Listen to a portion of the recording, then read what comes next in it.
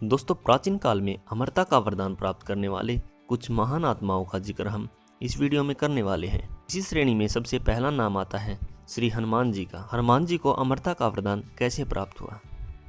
दोस्तों, वाल्मीकि जी की रामायण के अनुसार जब हनुमान जी माता सीता की खोज करते हुए लंका में पहुंचे और उन्होंने भगवान श्री राम का संदेश उन्हें सुनाया तो वे बहुत प्रसन्न हुई।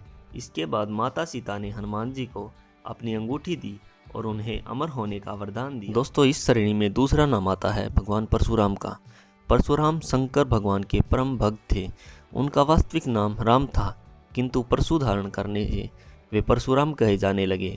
भगवान शिव से उन्होंने एक अमोघ वस्त्र प्राप्त किया था जो परशु नाम से प्रसिद्ध है। कठिन तप से प्रसन्न हो भगवान विष्णु ने उन्हें कल्प के अंत तक तपस्यारत भूलोक पर रहने का वर दिया।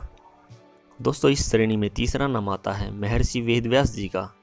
धर्म ज्ञानियों का मानना है कि महर्षि वेदव्यास जी आज भी अमर है तथा समय समय पर प्रकट होकर धर्म करने वाले पुरुषों को अपना दर्शन देकर उन्हें कृतार्थ करते हैं।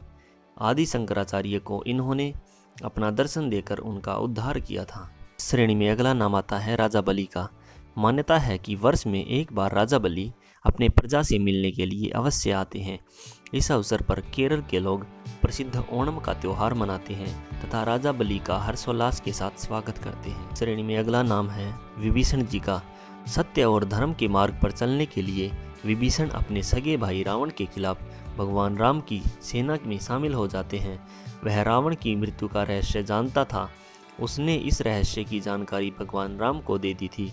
उसके बाद राम ने रावण पर विजय प्राप्त कर सीता जी को वापस लिया था। इस महान कार्य के लिए विभीषण को अमरता का वरदान प्रदान किया गया। वे 8 चिरंजीवियों में से एक हैं। दोस्तों, अगला नाम है अश्वत्थामा का। श्री कृष्ण ने अश्वत्थामा को समय के अंत तक जीवित रहने का श्राप दिया था। दोस्तों, अगला नाम है कृपाचार्य जी का। कृप भी धनुर्विद्या में अपने पिता की भांति ही पारंगत थे। भीष्म ने इन्हीं कृप को पांडवों और कौरवों की शिक्षा दीक्षा के लिए नियुक्त किया था। वे कृपाचार्य के नाम से विख्यात हुए।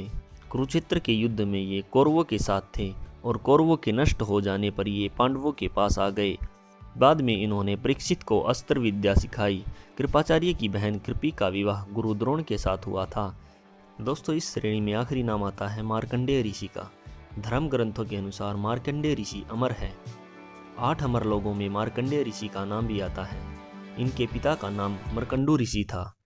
जब मर्कंडू ऋषि को कोई संतान नहीं हुई तो उन्होंने अपनी पत्नी के साथ भगवान शिव की आराधना की।